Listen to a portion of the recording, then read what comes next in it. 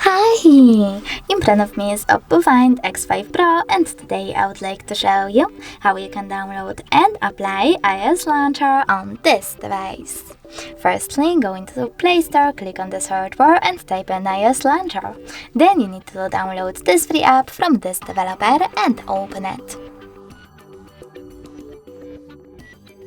Now wait for the pop-ups to show up, and when they do, select while using the app and allow.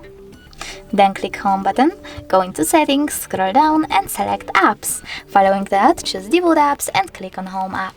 Now apply iOS Launcher by clicking on it, choose Got it, and as you can see, app layout was applied successfully on my OPPO. But you can always switch between your layouts by going into the same settings and clicking on System Launcher or iOS one.